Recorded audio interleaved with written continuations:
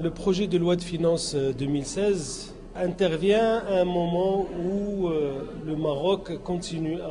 d'enregistrer des avancées extraordinaires et importantes sur le plan des réformes, de la mise en œuvre des réformes, de contexte aujourd'hui dans notre pays, donc de relance économique, et en même temps la réduction des déficits et le retour progressif de l'équilibre macroéconomique. Les grandes lignes ou les grandes priorités de ce projet de loi de finances 2016 concernent la mise en œuvre effective des réformes structurelles telles que la régionalisation avancée, telles que la mise en œuvre de la loi organique, de la nouvelle loi organique des lois de finances, telle que aussi la continuation de la réforme de la caisse de compensation, la réforme de la justice.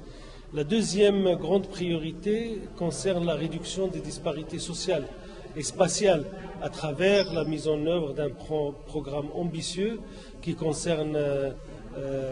environ 12 millions de Marocains vivant en milieu rural à travers des projets d'un montant sur 7 ans de 50 milliards de dirhams. La troisième grande priorité concerne le soutien, bien entendu, à l'entreprise et cette transformation aujourd'hui de notre modèle de croissance qui n'est plus un modèle bâti uniquement sur l'encouragement de la demande, mais également l'amélioration de l'offre à travers les stratégies sectorielles, en particulier la stratégie d'accélération industrielle, la continuation de la stratégie réussie, la stratégie agricole, donc le plan Maroc vert, et des autres stratégies qui ont permis au Maroc d'enregistrer cette année un taux de croissance relativement important, donc de 5%, un retour progressif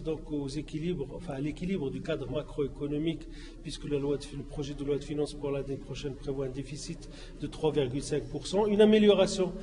importante de l'ensemble des indicateurs économiques de notre pays au niveau des secteurs industriels à l'exportation tels que l'automobile qui a enregistré une progression de plus de 13%,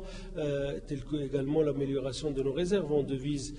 qui aujourd'hui représentent un matelas confortable pour notre pays. Donc tous ces indicateurs qui s'améliorent nous poussent à continuer, bien entendu, à améliorer ou à accélérer toute notre réforme. Il s'agit d'un projet de loi de finances volontariste à caractère social, éminemment social, qui se veut également ambitieux à travers la mise en œuvre de toutes les réformes déjà annoncées.